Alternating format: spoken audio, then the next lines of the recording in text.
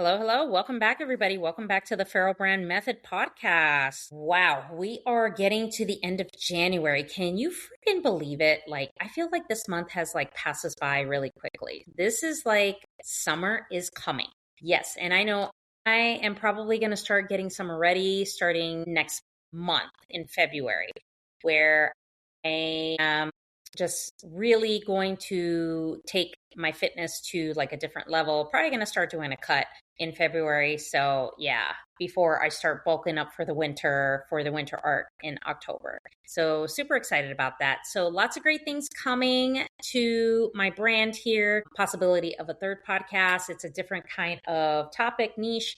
So it probably won't be revealed until March or April. So stay tuned for the details of that. Make sure you guys follow on TikTok because I am posting a lot of good stuff on TikTok.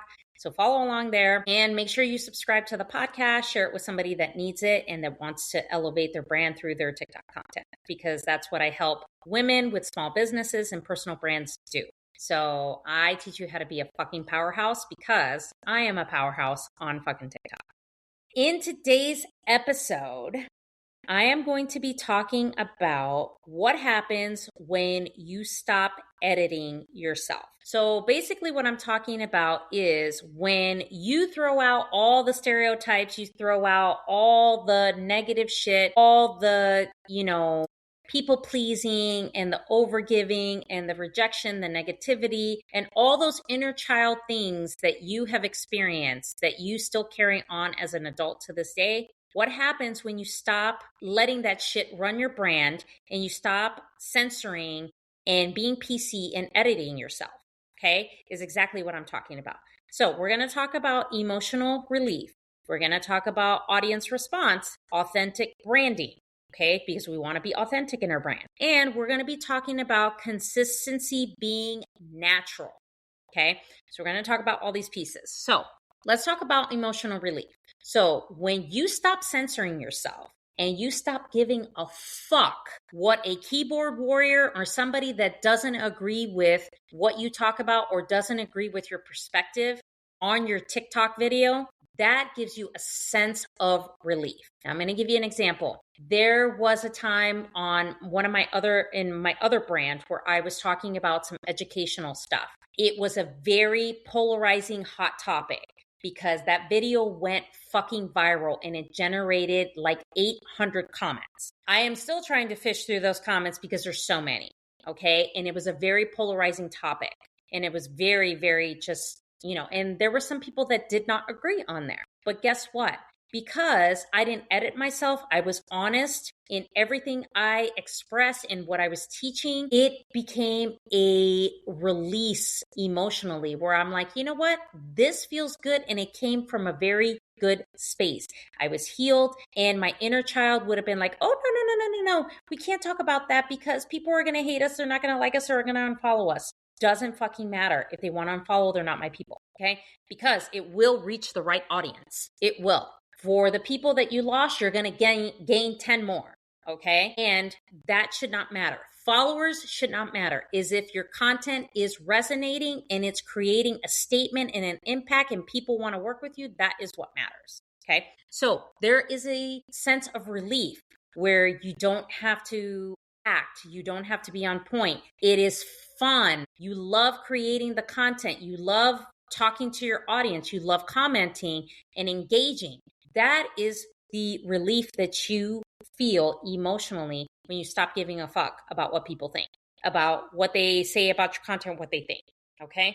Because like I said, and I mentioned this in other episodes, you could have a funny video of your dog chasing their tail. Let's say, for example, and some negative Nancy is going to have something negative to say because they always do, because their life is so miserable because they can't do the same thing, which they actually can. They just have a lot of limiting beliefs and a lot of negativity that's stopping them from actually doing what they want to do. Okay. So get that sense of relief.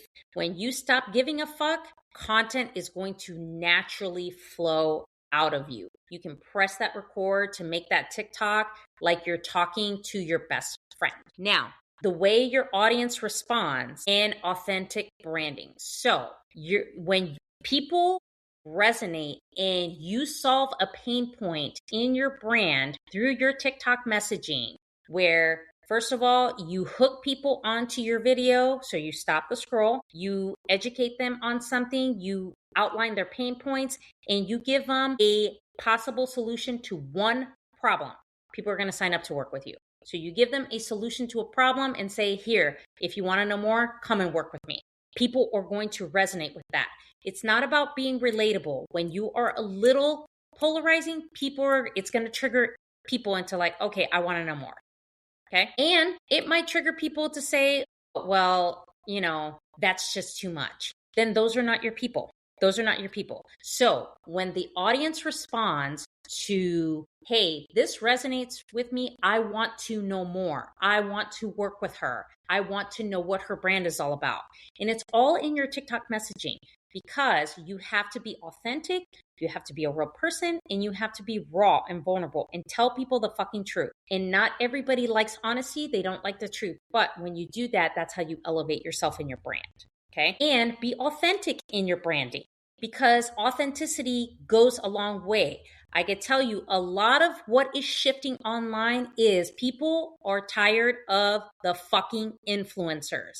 I personally do not work with influencers because that is not what I want to do. Because number one, it is very difficult to work with influencers and there's a sense of entitlement. I'm Gen X and I would just eat those people alive and I just can't, okay? I just can't, because it annoys the fucking shit out of me. I choose to work with women who have small businesses that want visibility and stand out from the masses of these bigger brands and these fucking influencers and set the stage because they want to set themselves apart, and women who have personal brands that want to elevate them and scale that brand. So when you're authentic in your branding and you're authentic in you and you show your personality, because that's what it's all about, you stand apart from all these fucking fake ass influencers, because there's a lot of them out there.